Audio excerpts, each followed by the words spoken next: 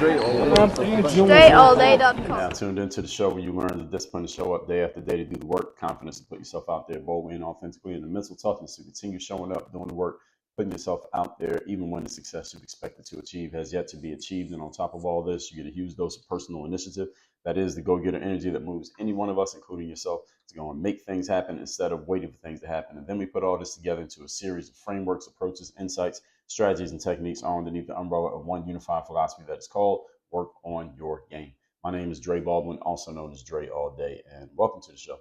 And today's topic is deadlines and pressure. But before we get into this, I'll remind you all of two things. First of all, my daily motivation message guaranteed to have you focused, sharp, and on point to start your day or your week. All you got to do is text me to be in my community. My number is 305-384-6894, and Work on Your Game University. That's a place where I do all my coaching. If you would like to be part of our coaching program, you like to have me as your direct coach, join our masterminds, get access to all of our trainings and courses, and be able to get on direct coaching calls with me, go to workonyourgameuniversity.com. You get access to our 4 pillars of mindset, strategy, systems, and accountability. We are looking for people who are looking to be top 2% performers. If that is you, workonyourgameuniversity.com. That out the way, let's get into the topic here today, which is deadlines and pressure.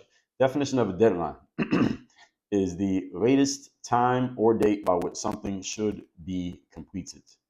And definition of pressure is the use of persuasion, influence, or intimidation to make someone do something.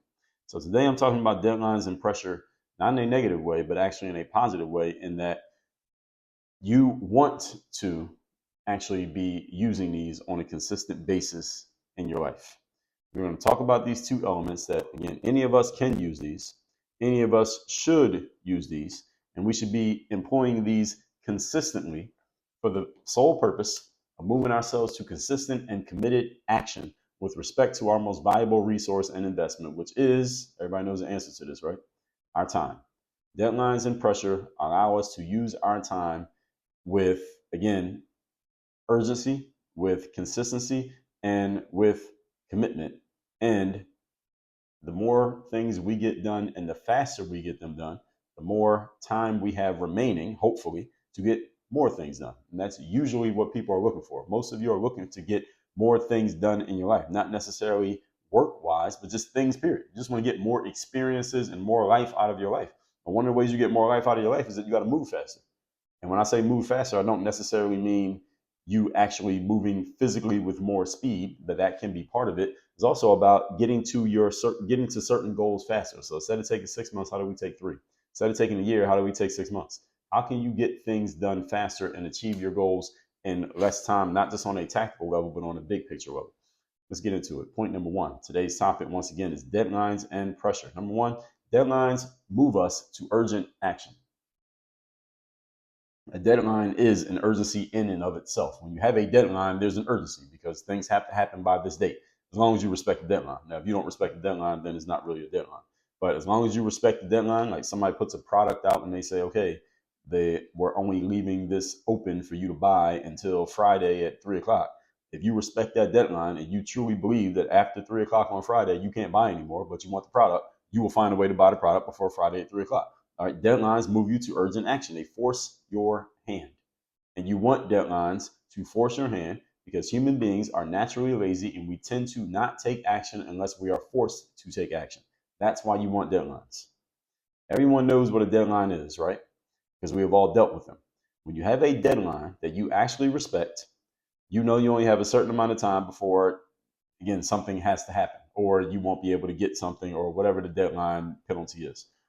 Otherwise, something that you don't want to happen, again, that can be the penalty, the negative thing will happen.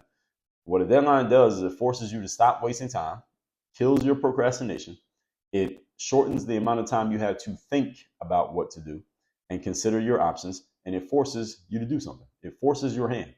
Listen, you want circumstances in life to force your hand because, again, your natural inclination, because you are human, is that you will procrastinate, take your time, tell yourself you need to think about it, whatever the hell that means. Usually is a excuse that people use just to add time to a situation. And you end up doing nothing most of the time, or you end up doing something, but you do it way later than when you should have initially done it had you just had your hand forced from the beginning. So in other words, deadlines end the bad human habit of adding time to situations. That's what deadlines do. They reduce the amount of time that can be added to a situation because they don't give you an option to do so. That's what it does. Now, some people hear this and they think, well, damn, Dre, deadlines sound very anxiety inducing. They will stress me out. They will make me anxious. They'll make me nervous. They make me feel like I got all this, all this stuff crowding in on me. And you may think this will lead to you achieving less than ideal outcomes. But I'm going to counter and tell you that usually this is not the case. Most of the time, when a deadline is placed on us and we are forced into action, we coincidentally notice something. Here's what we notice: that we already knew exactly what we needed to do and exactly how we were going to do it. We just needed a reason to do it immediately instead of doing it later, as we had been thinking until the deadline was imposed on us. In other words, when we have deadlines on us, we end up doing stuff that we would have did anyway. We just did it a whole lot faster because the deadline made us do it faster. So that's why you want to use deadlines. Deadlines do not cause you to make mistakes the way many people think. Well, if I have a deadline on me or I'm forced to do something, it makes me anxious and nervous and I won't perform as well. That's not what happens. What happens is you perform the same level, you just do it faster. And you realize that you didn't need as much time as you thought you did. That's what a deadline actually does. Many times when you leave people to make a decision at their own pace, and whenever they get around to it, you know what most people do? They make no decision, and there is no pace. You got to be moving to have a pace. All right, even if you're crawling, there's a pace. There's a certain amount of time it will take you to get a certain distance. But if you're not moving at all, there is no pace. Most people's pace is to do nothing. And I already told you all, doing things at your own pace is too damn slow. So any of you who is under the impression that you should do things at your own pace, that's a bad idea. I told you about this in episode number 2546. At your own pace is too damn slow. You're never going to get anywhere if you're doing everything at your own pace. You need the deadlines to force you to pick up your pace, even in ways that may feel uncomfortable or may seem not possible to you. Think about the last time you were on a deadline, like a real deadline. Was your performance less than ideal? Usually the answer is no. Usually you performed about the same you would have anyway. You just had to do it faster. That's it. You did the same thing you would have did before. You just did it faster. Deadlines simply shift timelines forward. That's what they do. And that's a good thing. Otherwise, you can if you don't have a deadline, you can just keep pushing stuff back until there's no time left. That's usually how most people live. And when I say no time left, I literally mean no time left. Like, you just keep pushing stuff off till you die. And you got a list of things that you never got to because you kept putting them off until later, until there was no later. Point number 2. Today's topic, once again, is deadlines and pressure. Let's talk about pressure now. Pressure does one of two things. Pressure can either bust a pipe because of the pressure, just bust the pipe that could not withstand the pressure, or it reveals a diamond. There's only two things pressure can do. And deadlines and pressure work together, because when you have a deadline on you, you may feel pressured. And some people may say, well, I don't want to feel like I'm on a deadline because then it feels like I'm under pressure. Well, I'm here to let you know that the opportunity in life is usually in the opposites. So what you need to do is flip that around and say, I like having a deadline on me because it makes me feel pressured. And that pressure is going to reveal that I'm a diamond. That's what pressure does. There's only two things that can happen when you're under pressure, folks. You will either collapse under that pressure, or you will reveal yourself as a diamond under that pressure. It will reveal you or it will expose you. All right, notice those are the same things. Revealing and exposing are the same things, but they mean different things depending on the connotation of the word, right? Expose means showing something that maybe people didn't want other people to see. Revealing means you're showing people something that you wanted them to see and you're glad they all get to see it. Exact same action, just a different energy behind it. So that's what pressure does. It will either reveal you or it will expose you. Which one is pressure going to do to you? This is a question. Depends on what's already inside of you. See, pressure is anything that forces your hand and makes you do something. So pressure is another element that some people, just from hearing the word, get anxious because you don't like to feel like you are being made to do something. So this is the main pushback people have to the very concept of pressure. I want to feel like somebody's making me do something, or something is making me do something. I completely get this, and I'm suggesting in today's masterclass that you be the one to put the pressure on. Okay, so maybe a thing or a person is not putting pressure on you. How about you put pressure on yourself? Now, the challenge with you putting pressure on yourself is that you have to have enough self-respect that whatever you tell yourself you must do, that you actually respect it and you must do it. Not I should, not I could, not maybe. And this is the reason why you putting pressure on yourself doesn't really work for most people, because most people will allow themselves off the hook. Let me tell you why most people allow themselves off the hook. It's important that you understand this. Human beings have a preservation mechanism within us that prevent us and preclude us from from inflicting a certain amount of pain on our own selves. In other words, you won't push yourself as hard as you would push another person. You won't push yourself past the brink of pain nearly as far as you will push another person past their brink of pain, nor nearly as far as someone else will push you past your brink of pain. The reason for this is, on a simple level, they can't feel the pain that you're feeling. So when you're in the gym and you would normally do 10 burpees and stop, but your personal trainer says you're going to do 50 burpees before you stop, you start to feel a little bit uncomfortable around burpee number 17, and you feel like you need to stop around burpee number 30, and you feel like you're going to throw up around burpee number 40. But see, your trainer doesn't feel any of that fatigue. The trainer doesn't feel any of the burn or any of the pain that you're feeling. So therefore, they can push you to keep going, whereas if you were left to your own devices, you would have stopped at number 10. But you go all the way to number 50 because someone else who doesn't feel the pain and does not have that self-regulating mechanism working against them like you would, they don't feel it. So they can keep pushing you to keep going. Now, here's the key to this. Can we agree that if someone's doing 50 burpees on a regular as opposed to the person who's doing 10 on a regular, do you think the person doing 50 will probably get in better shape faster? Just on a big picture, out of just in a vacuum, do you think the person doing 50 gets in better shape faster than the person doing 10? Of course they do.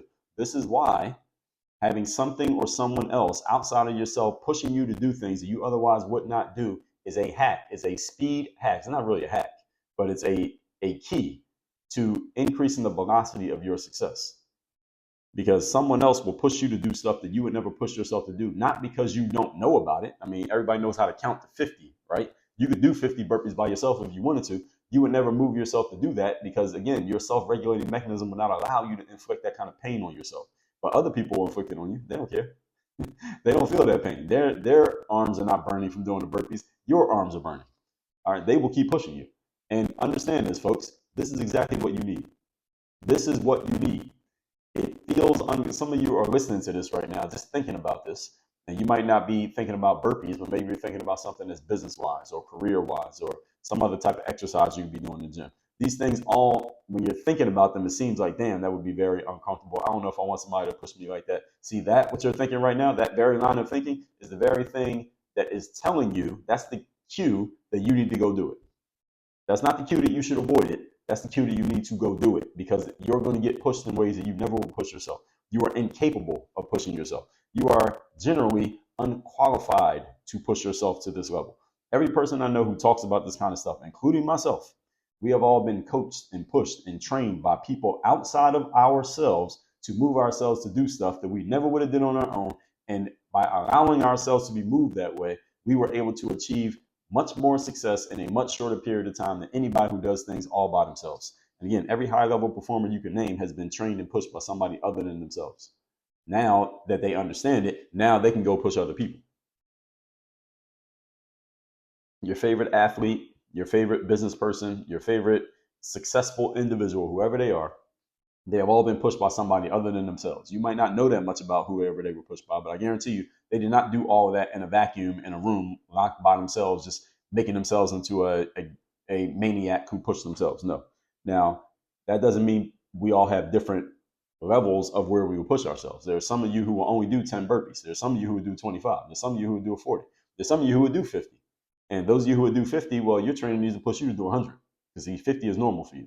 So we all have different baselines. But everyone does more and better when there is outside pressure put on us from externally, outside of ourselves and outside of even our own minds. We tend to do better when there is something else pushing us besides just us. That's just a truth of human nature. So yes, you could be the one who puts pressure on yourself, but one way you can put pressure on yourself is a couple things you can do. First of all, you can go see what standards other people are holding themselves to, compare that to your standard, notice that theirs is higher and push yourself to that level. That's one thing you can do starting with yourself. Other thing you can do is understanding this self-regulating mechanism that you have, self-preservation mechanism, self-preserving mechanism that you have within yourself and say, okay, let me not try to beat my own human nature. Let me go get around somebody or with somebody or somewhere or something that will push me to do stuff that I wouldn't do by myself. This is the reason why coaching exists. This is the reason why masterminds exist. This is the reason why trainers exist. so that you can be pushed by something that doesn't feel the pain that you feel when you are forced to do something that you otherwise never would have done, or it would have took you too damn long to finally get around to.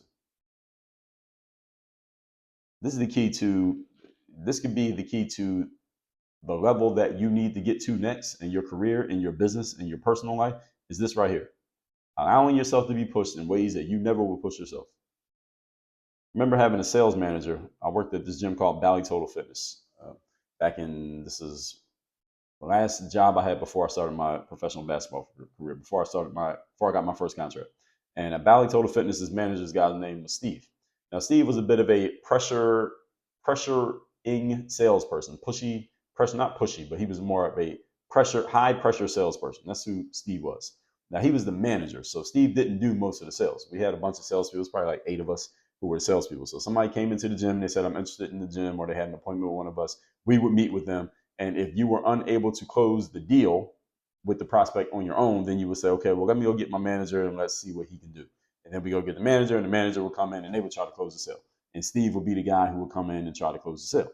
Now, any of you who's ever worked in any type of sales environment like this, you know this type of stuff. This works in technological stuff, car sales, they do this, insurance sales, they do this, gym memberships, they all do the same thing. If the salesperson can't close you, then they say, let me go get my manager. Then the manager will come in and they'll try to close you. Okay, so this is how it works. So Steve will come in and try to close the sale, and he would have these high pressure tactics that he would use on prospects. And what Steve would do, his high pressure tactic wasn't high in the verbosity. He didn't talk a lot. He would come in, ask a couple questions, and one of the things that Steve did, I don't know if this is something that he practiced or was just his normal human nature, is that he would ask the prospect a question. When it got around to the point the prospect was kind of BSing, because we're talking about a gym membership. So if someone wants to get to the gym, they're going to join the gym. They would just get in there. People would just be bullshitting him sometimes. And Steve would just sit there, and he had these really bushy eyebrows, and he had these dark eyes. And he would just stare at the prospect. He would just stare at them. He wouldn't say anything. He would ask a question, and they would, when they got around to the bullshit answer, whatever excuse they were given for not joining the gym, Steve would just stare at them and not say anything. And it was really funny because me as a salesperson who was unable to close the sale, I'm in the room with them because I'm like, hey, let me introduce you to Steve. And then I'm standing there while Steve is sitting in the seat that I was in, and now he's trying to close the deal, and he would just be staring at the person, and they're not saying anything, he's not saying anything, I'm not saying anything, and it would just be this. It wasn't even an awkward silence; it was tension. I wouldn't even call it silence; it was tension in the room because he would just stare at them for like 5 extra seconds than anybody normally would in a conversation.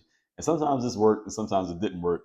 And one of the things that I remember about it that was funny was that anytime someone didn't buy, they didn't join. Let's say Steve was unable to close the sale too, so they left. We would have their information. We would have it in the company CRM, the gym CRM. So whenever we were fishing for more appointments or more sales, we would just go through the CRM and to all the prospects who had come in but they had not joined, and we would call those people. And then we would put notes next to the call of what happened the last time we called. So let's say I come across John Smith. He came into the gym 6 months ago, didn't join. I would see the note of whoever put John Smith into the system, what happened when he came in. Or if someone else had called him 3 weeks ago, I would see the note of whatever happened in that conversation when someone called John Smith. So I remember I would be looking through the CRM, and I would see people in there, and there would be notes because someone had called them 5 months ago, and they say, well, not the note would be like, Sabrina is not interested in the gym. She said when she came in, she didn't buy, and then the manager came in, and he was just staring at her, and it made her very uncomfortable. So these notes would be in there, and they would remember. The prospects would get mad sometimes at Steve, and they would remember that he did that because he was a pressure. This was his pressure tactic that he would use. He would do the same thing when it came to the sales staff. So in that type of environment, and again, any of you who's worked in one of these, you know what I'm talking about. You would be required, or it would be strongly suggested, is the better term, that you have appointments every day with prospects who are to come into the gym specifically to meet with you and talk with you about the gym. So you looked good on paper if you had a bunch of appointments on the schedule for that day, and you looked bad on paper if you had no appointments for the day, but you were on schedule to work, because what are you going to do all day? You don't have any appointments. So Steve would come up to one of the salespeople and he would look at the appointment book, because you had to put all your appointments in the master appointment book. So you could see how many appointments everybody else had every day. So Steve would look at the calendar and he would see that some person, and I remember one of my sales peers, let's call her Lisa. It's not a real name, but Lisa, let's say she didn't have any appointments on the schedule for that day, or she didn't have a lot. So maybe she only had one or two. He wanted us to have 4 or 5. He would come up to Lisa, Steve, and he would say, Lisa, I see that you only got 2 appointments here today. And Lisa would be like, yeah. And then Steve was like, well, how are you going to get more appointments? And then he would just sit there and he would do this staring thing again. It was kind of like a hypnotist. He would just start staring at them. And it was really funny because I remember once I was witnessing the conversation. So he's talking to Lisa, and Lisa was actually an assistant manager. She was actually a very good salesperson. She was the person who actually trained me. And Lisa and I haven't seen Lisa in a while, but still friends to this day. And I remember one day he was doing that to Lisa. He was like, well, how are you going to get more appointments? He just started staring at her. And Lisa said, I'm uncomfortable, Steve. I feel like you're pressuring me. And he was pressuring her. I don't remember how the rest of the conversation went, but it was really funny because I understood why Steve did this. Like, let me tell you why Steve was doing this. He wasn't doing this just because he decided to do this. He was doing this because he was under pressure from his bosses to make more sales. The way things worked at Bally Total Fitness, which is a business that is out of business these days. So if you go looking for it, they no longer exist. And one of the reasons why Steve would do this and put pressure on his salespeople, us, is because he was under pressure from his bosses to make sales, because they were under pressure from their bosses, and this shit just all flowed downhill.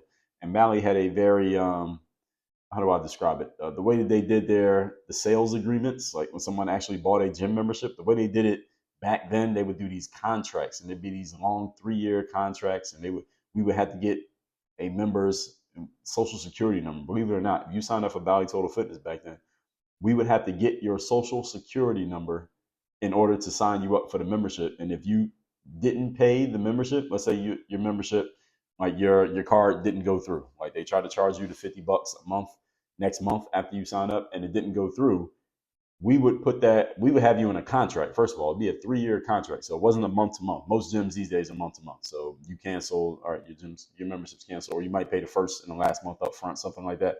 But there's no contract. You can leave whenever you want. Almost every gym does that now. But Bally had 3-year contracts. And the way we enforced that contract is we had your social security number. So we would connect this to your credit report. So you can see where this is going, right? So someone's payment doesn't go through, and we keep trying to swipe their card or charge their account, their bank account or whatever, and the card is not going through. That would eventually, if we tried enough times it didn't go through, it would get reported to the credit bureaus. And now you would have consumer debt on your credit report, and people will see that on their credit reports. And man, I may have to I probably won't do an episode on this because I don't know what I would connect it to, but I could tell you some stories about members whose memberships had lapsed, who came into Bally Total Fitness to the front desk, not to the user gym, but to the front desk, angry at us because they didn't realize that they were in a 3-year contract.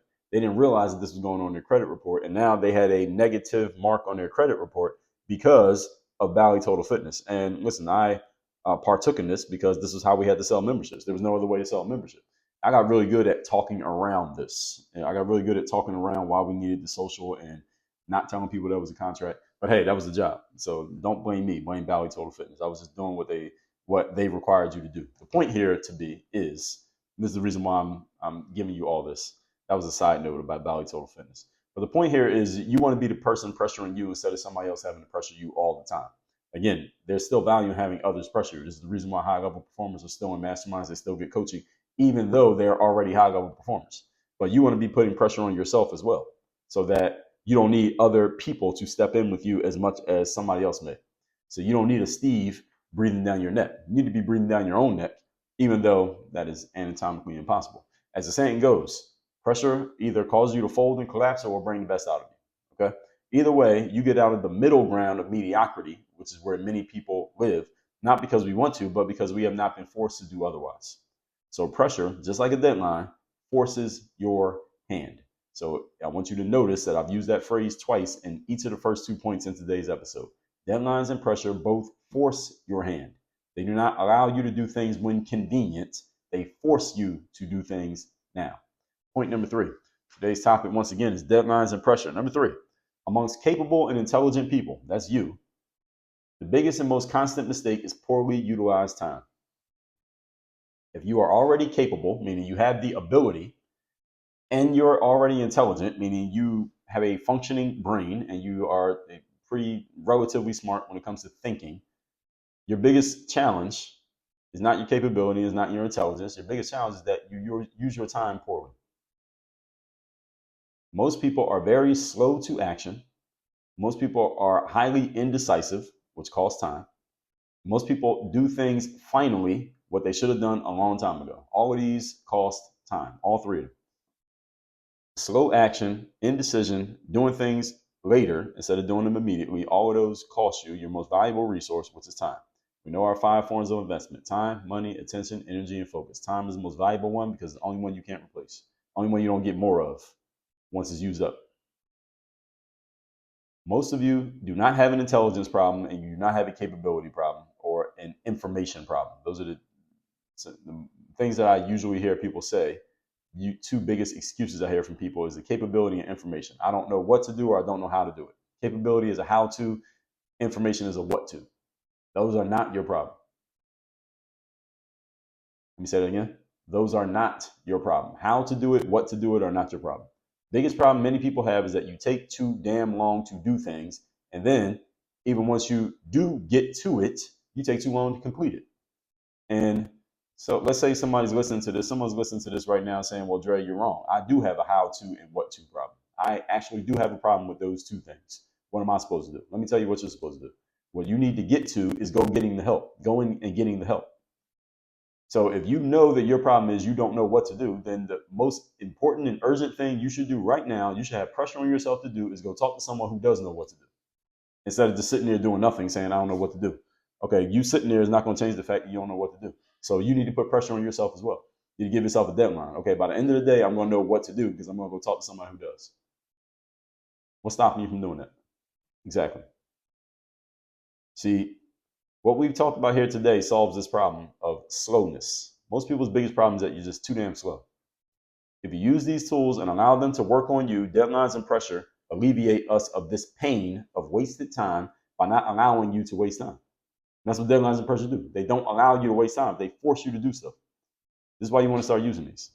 This is not about making someone else give you a deadline or having someone else put pressure on you, even though I am not against it if that's what works. And again, the biggest challenge here is you being honest with yourself about who you are and what works for you. Honest with yourself about who you are and what works for you. Are you the type of person who can put pressure and deadlines on yourself and actually move yourself to action with that? If the answer is yes, then you need to start doing it. If the answer is no, be honest and then go get some help from someone who will do it for you because you ain't going to do it. Either way, don't do nothing. That's what I beseech you. Don't do nothing with what I'm telling you here today. Schedule your activities. That's a deadline. Put pressure on yourself by forcing yourself to adhere to your own schedule. That's a novel idea, isn't it? Anybody can do this. Again, and you can start doing it right now from the comfort of your own home, using that phone that is within arm's reach of you 24 hours a day. Nothing stopping you from starting to do this right now. And you will see how much you're able to collapse your own time frames and get a lot more done in a lot less time. Now, that's exactly what everybody wants to do, right? Okay, so what's your problem? Let's recap today's class, which is deadlines and pressure. A deadline is the latest time by which something should be done or completed, can be done or completed. And pressure is the use of persuasion, influence, or intimidation to make someone do something. Number 1, deadlines move you to urgent action. Everybody knows what a deadline is. We've all dealt with them. If you have a deadline that you respect, you must get things done within that time frame. A deadline forces your hand. That's what we need. Deadlines force you to do the same thing you would have did, just makes you do it faster. Number 2, pressure either busts pipes or reveals diamonds. So pressure will either expose you or it will reveal you. Either way, it will show you to yourself and to everybody else out there. That's why you want pressure. All right. How many of you feel like your biggest challenge is exposure? People just don't know about you. You're good. People don't know about you. Okay, put some pressure on yourself. You will be revealed very quickly or you'll be exposed. One or the other. So don't lie if you believe you just want more exposure. So my manager at Bally Total Fitness would put pressure on people. Sometimes it worked and sometimes it didn't. But the point is, he made people come to a decision. Either you're buying or you're not, but we're not going to sit here in no man's land thinking about it. Either you're in or you're out. And that is what pressure does. It forces your hand. Again, notice that phrase. Number 3, most capable and intelligent people, the biggest and most constant challenge you have is slowness. You are slow to act, slow to think, slow to make decisions. Pressure and deadlines eliminate that problem because you are not allowed to be slow when there's a deadline on your head, and you're not allowed to be slow when there's pressure forcing you to act. You have no choice but to do something. That's why you need to be using this, and you need to be using it now. If you can't do it to yourself, and you need to be honest with yourself, if you are this type of person who cannot and should not be in charge of this, go get with someone who can and should be in charge of it to help you move your ass where it needs to move right now to get to the outcomes that you need to get to ASAP with respect to the fact that your time is limited. All that said, text me here in my community. My number's down below in the description.